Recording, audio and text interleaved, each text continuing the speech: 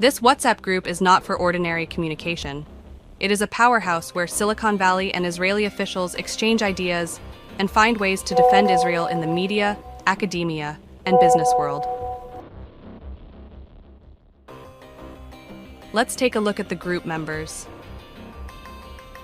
Oded Hermani is a technology journalist and venture capitalist. Alon Ozer, an investor. Batsheva Moshe, the CEO of Wix Israel. Jeff Epstein, former chief financial officer of Oracle. Andy David, innovation and technology chief at the Israeli Foreign Ministry.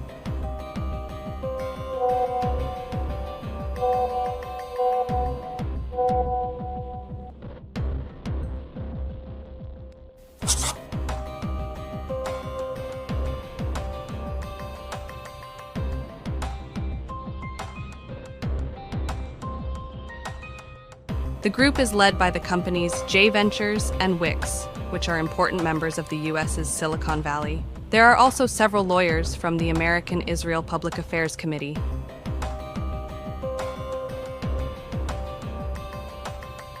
The Global Kibbutz Group, which was leaked online and exposed by 2 American journalists, was also active before October 7th.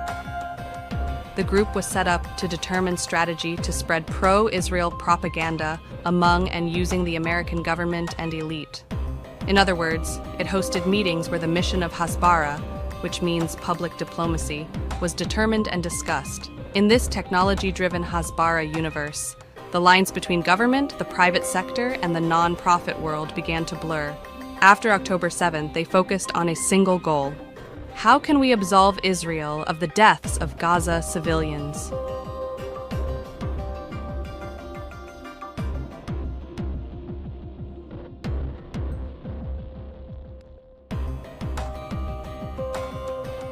A few days after the October 7th Hamas attack, Israeli Army spokesman Lieutenant Colonel Jonathan Conricus held an informational meeting via Zoom with supporters of Israel in Silicon Valley.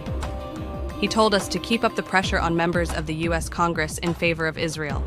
They also need to increase their influence activities in universities, media, think tanks, and elite circles, he said. After this meeting, a speech at Arizona State University by Rashida Tlaib, the only Democrat of Palestinian origin in Congress, was canceled. A petition was even launched to push her to resign from Congress. The Hasbara-focused tech world has now become the second battlefield. Under decisions taken by the group, those who try to smear Israel through social media will be identified, pro-Palestinian employees will be fired, and their speech will be blocked. Ad campaigns will be launched to help buy equipment for the Israeli army. These campaigns resulted in Amazon.com removing t-shirts and other products that carried the slogan, "From river to the sea, Palestine will be free." It was also decided to develop and fund 2 types of artificial intelligence with facial recognition technology to remove anti-Semitic posts and for the Israeli army to recognize hostages. J Ventures raised millions of dollars for billboards to be placed in Canada, Las Vegas, New York, and London at the behest of the Israeli Foreign Ministry.